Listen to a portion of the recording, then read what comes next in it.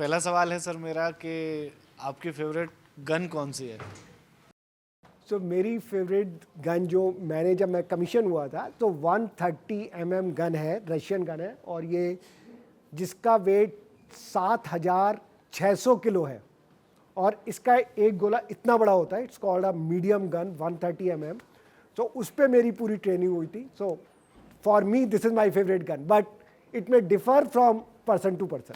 Okay. और favourite rifle? Insaz, because Insaz AK-47 and carbine, but Insaz is a good rifle because it got a very good accuracy. Sir बहुत सारे फौजियों से जब मैंने बात की, किसी भी रैंक के हों, वो चाहे ORs हों या फिर ब्रिगेडियर रैंक तक के हों, सबको उनमें ज़्यादातर को मैं देखता हूँ कि वो AK-47 को ज़्यादा पसंद करते हैं. ऐसा क्यों है? No, AK-47 is a good weapon because it is light, it can fire very fast and in a close quarter, right? So Insaz is very good जब आपका enemy दूर है because उसकी long range अच्छी है. But AK-47 give you the flexibility. इसीलिए आप अधिकतर देखो जब टेररिस्ट को आप पकड़ेंगे उनके पास अधिकतर AK-47 निकलेगी. क्यों? It can fire very fast, it easier to aim. So जो क्लोज लड़ाई होती है, जैसे मान लो एक टेररिस्ट है, जैसे ताज में घुस गए थे तो उन सब टारगेट थे पास थे, उन्हें जस्ट ही has to do like that. So that's why it is AK-47. Anyway in army also we use AK-47. Carbine is small but then your rate of fire is very large. So it depends कि आप किस situation में हैं.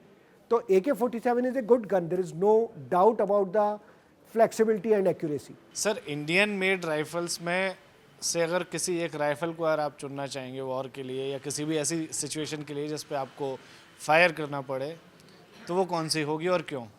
So Indian made में जो इंसाज है वो Indian DRDO में ही डेवलप हुई थी.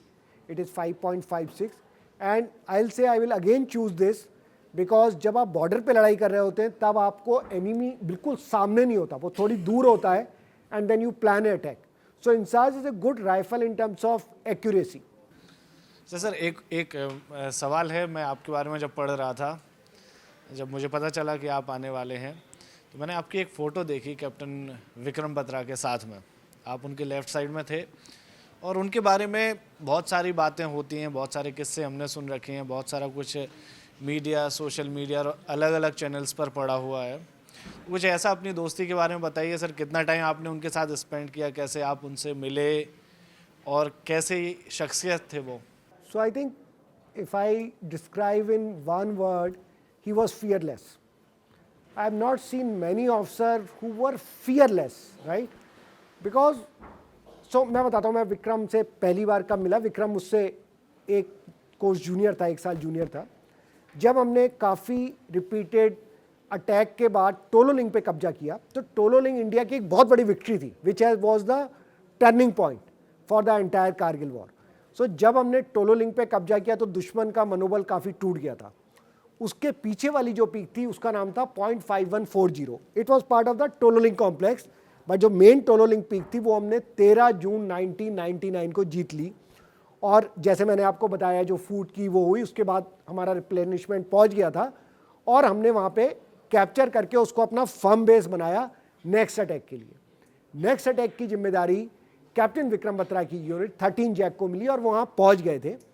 जो 3-4 दिन थे उस अटैक से पहले हम लोग साथ साथ रुके थे और both of us were young officer, so we were together all the time and we were also planning for attack. So because we have just won a one battle, so we were helping him in terms of how to plan for the attack.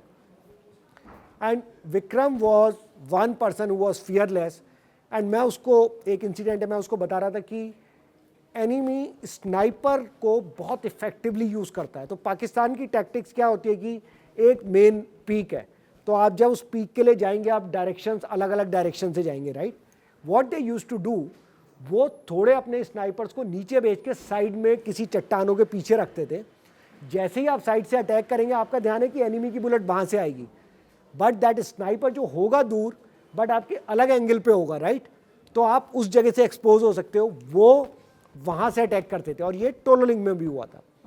So I was telling him that आपको इस चीज़ का ध्यान रखना है, right. So he made a comment कि sir Pakistan के ammunition depot में अभी वो बुलेट बनी नहीं है जिस पे कैप्टन विक्रम बत्रा का नाम लिखा हो।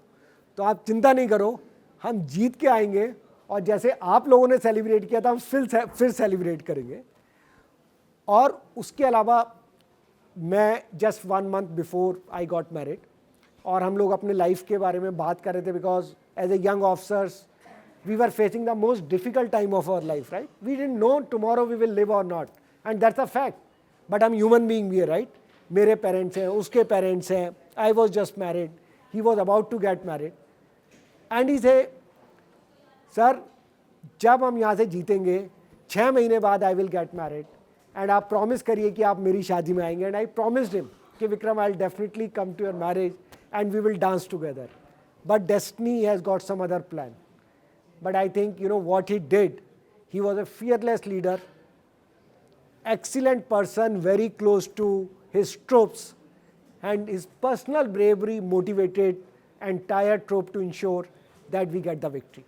And he was always full of josh, right? So जब हम नीचे थे, जब हम विक्ट्री के नीचे पहुँचे तो कमांडिंग ऑफिसर ने कहा कि जब मीडिया वाले आए थे तो उन्होंने बोला वो सीओ से बात करना चाहते हैं, GOC, but the leadership of the CO ने बोला नहीं, we will send our youngest officer, right? Because as a leader you have to come up when your team fail, to take the blame for failure, but the credit of the victory should be given to your team. So he told his youngest officer to go and face the media. So he told Varkha Dutt and other media person that time, जब उससे पूछा कि आपने टोलोलिंग आप लोगों ने जीत लिया है, क्या प्लान है, then he made that slogan, I think all of you will remember, ये दिल मांगे मोर. And you know, that's what the kind of josh we all had. And to tell you this thing, after Tololing, we had a great party, as I told you, and we were 100% confident that we will win every time. We never let this victim mindset come into our mind.